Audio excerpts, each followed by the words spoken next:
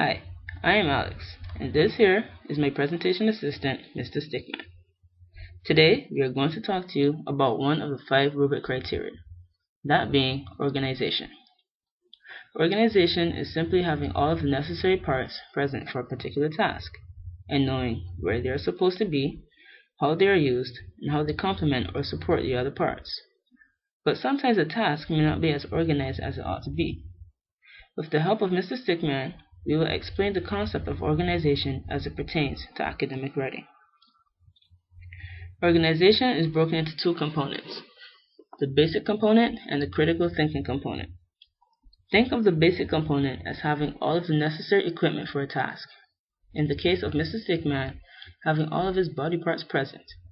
For academic writing, this basic level of organization is for the student to ensure that their writing has an introduction, a body that presents an argument, and a conclusion. Also, it enforces that each paragraph has an introductory sentence, a topic sentence, a segue, or a sentence that shifts from one topic to another, a transition sentence, or a sentence that connects ideas or topics, and a concluding sentence.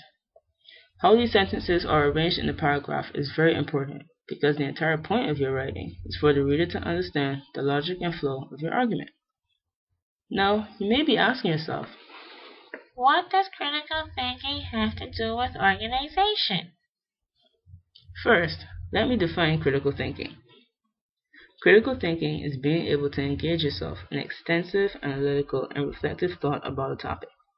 That is, being able to present thought and insight about a topic that has been constructed for the sole purpose for readers to understand what you are trying to tell them. So what does critical thinking have to do with organization?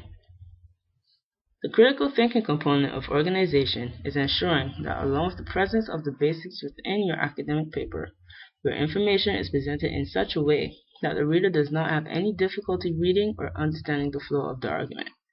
Imagine an essay that has an introduction, a body, and a conclusion, but the information, although all of it is pertaining to the relevant topic, is so randomly arranged that you have no idea how they are all related to each other.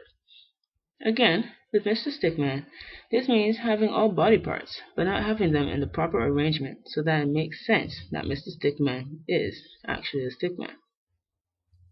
To Mr. Stickman, organization may be that piece of consciousness that makes sure that before I go any further with this presentation, he is properly assembled and can assure others that he is a stickman.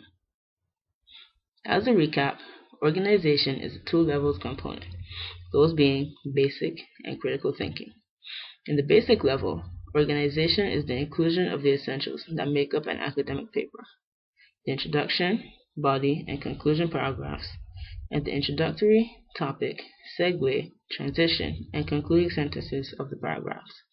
In the critical thinking level, the information of the paper is checked for smooth flow of argument throughout, and the ease of comprehension by the reader. Having said all about organization, Mr. Stickman and I hope that you can amply apply this concept to your next paper and avoid submitting a disorganized one. Goodbye for now, and thanks for listening.